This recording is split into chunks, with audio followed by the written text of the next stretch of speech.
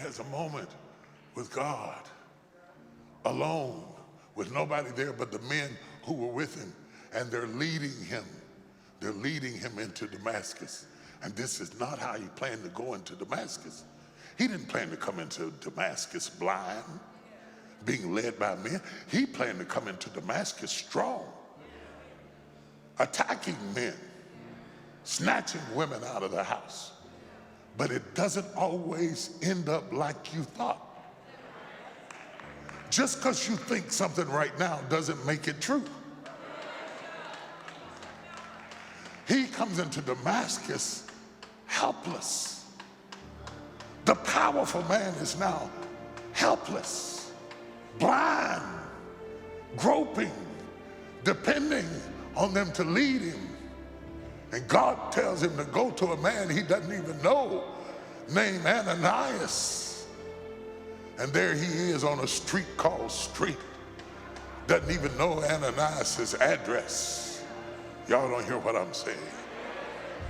And Ananias, when God tells Ananias to pray for Saul, he says, are you serious? Saul of Tarsus? You want me to pray for him? You want me to go pray for him? See, we get in these cliques. And sometimes we won't pray for people because they're not in our clique. I'm not praying for no Democrat. I'm not praying for no Republican. I'm not praying for no white folks. I'm not praying for no black folks. I went through something. You know what I went through? I don't care what you went through when you was a child. God will humble you down,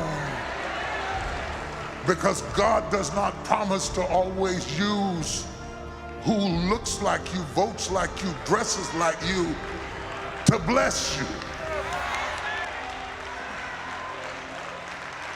God uses whoever he wants to use.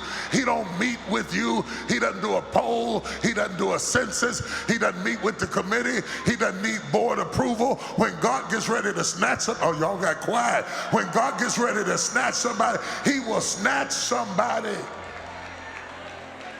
Ananias doesn't want to be seen with Saul. It's bad for his brand. It's bad for his reputation. It could be bad for his life.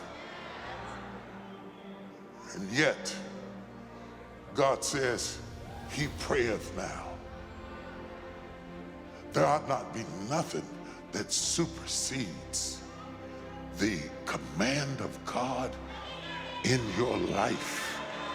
When God says forgive, forgive. When God says let it go, let it go. When God says it'll all be over in the morning, it'll all be over in the morning. When God says weeping may endure for a night, but joy comes in the morning, he don't ask you how you feel about it. Well, Lord, I just don't feel like it. I don't feel like it's morning. It don't feel like morning to me. Shut up. If God says it's morning, it's morning. It may still be dark outside, but it's morning. You do know that morning starts in the dark. When God says it's morning, it's morning. So he wants you to rejoice like it's morning. He wants you to shout like it's morning. He wants you to move like it's morning. And Ananias, he wants you to go down to a street called Straight and pray for a man who was coming to kill you. Good God of mercy. How do you pray for a man who was coming to kill you? A man you have aught against. That's why God won't accept your gift if you have malice in your heart. He said, leave your gift at the altar and reconcile yourself with your brother, because whatever they did, it ain't worth you losing your authority with God. Whatever they said, it ain't worth you losing your power with God. No matter how it hurt you, it doesn't matter. You still got to do what you got to do. And if God says do it, you got to do it. See, we don't use this word anymore, the old word, obedience. Obedience is better than sacrifice. Obedience is better than sacrifice. I appreciate whatever you sowed, but obedience is better than sacrifice. You can't give your way into getting a license to do wrong.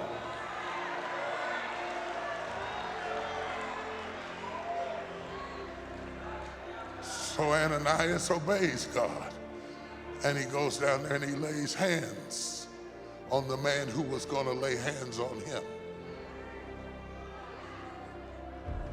Can you do it? No, serious. Can you do it? Can you lay hands on the person who was coming to hurt you?